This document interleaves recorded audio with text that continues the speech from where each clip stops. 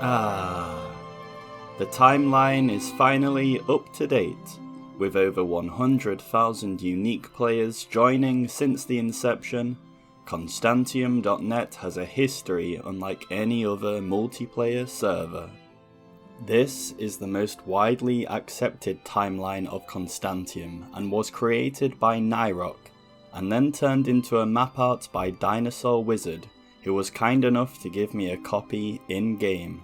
Many of you have wanted history videos for years, so today we're talking about the key events that happened during the first year on the server, and the players that were involved.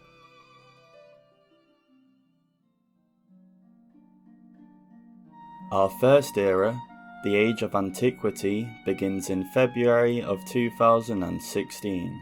The server was created by Phantom Captain on the 1.8 version of Minecraft. Up until April, the server was mostly empty, with a few travellers joining here and there for short periods of time but eventually leaving. The server was advertised on 4chan, Reddit and the Minecraft forums. After 2 months of desolation, a small group of players from 2B2T joined in the hopes of finding a new home. They made a small fortress called 400 Base as a tribute to 700 Base on 2B2T.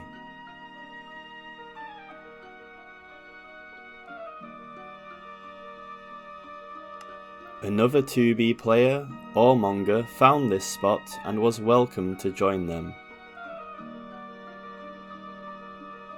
A few more friends would eventually tag along later, building houses for themselves. The location was perfect, as there was an end portal directly below, which was used to access the end on the 26th of April, leading to the first death of the end dragon, and the first dragon egg to be collected on Constantiam.net. A couple more days passed and more players began to join. 400 Base would eventually become damaged, and the first lava casts began to appear at spawn.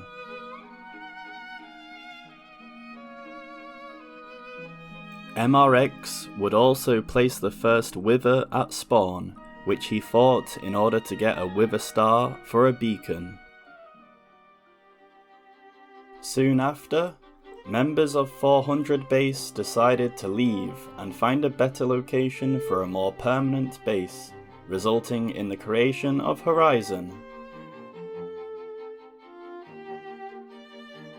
However, Hausemaster decided to go his separate ways and started the Royal Dynasty, with the likes of Varga Girl, Silver Crown King, and many more.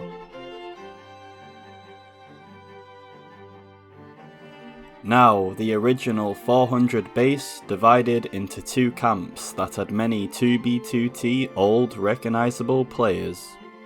And for a while, things were relatively peaceful, with the player count remaining very low.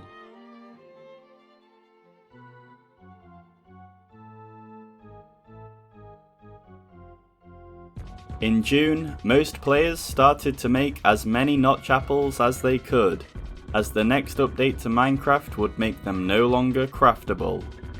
And on the 19th of June 2016, the server was updated from 1.8.9 to 1.9.4 after a day of testing. With all the advertising, subreddit, YouTube videos and great community forming, the server was getting more and more popular every day. By now there was a regular player base of 35 players.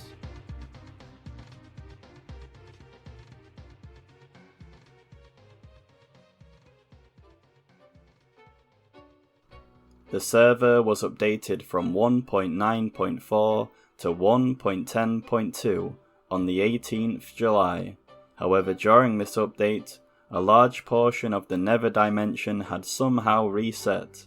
The world size went from 70GB down to 30GB, and reverted numerous chunks in the Nether. Nevertheless, on the 28th July, Constantiam hits 61 players, the highest seen at this time. On the 31st of July, a base called Delphi is established by Sir Leonidas and Dupe. This could be considered the third most important base at the time. Compared to other groups, Delphi members would actively talk in chat and recruit new players that seemed likeable. People such as M4 Vincent and the Monkey were quickly recruited, along with a few other players. Sir Leonidas designed the banner for Delphi, which was put onto shields for all members to carry as they actively went back to spawn and into the end. In September, FitMC raids the server, maxing out the player cap. This then sparked the creation of Unity, led by MCG 1979, a parody of 2B2T incursions with the goal to unite the server's community and prevent new players from joining. Unfortunately, in October, Delphi is griefed after inviting a few too many untrustworthy players who caused some drama and coordinate leaks. On the 27th November, the server started the update to 1.11. Phantom Captain made a temp map, the first in history, for players to wait for the update. During the temp map, some players realised that the 1111 dupe, also known as the drop dupe, was active. And so when the main map came back online, the first dupe in the server's history was present for less than 2 hours, allowing those who were online to dupe. After just 2 hours, Phantom Captain fixed the exploit that allowed this dupe to happen.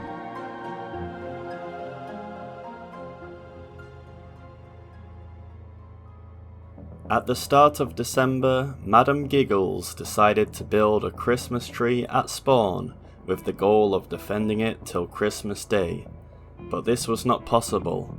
By now, the server had regular trolls who took it upon themselves to burn the tree to the ground when nobody was watching. And thereafter, the Melon Cube, group base started by Jedding and Hausemaster, was griefed by a strokey on the 13th. Finally, on the 24th of December, the server was updated to 1.11.2, and with it, the drop dupe returned. It is present for over 24 hours until Phantom decides to fix it himself without waiting for Spigot. And by now, many established players had large stashes of god gear and pickaxes that would later be used to extend the Nether highways. But more about that in next year's video. Thanks for watching, Cub fam.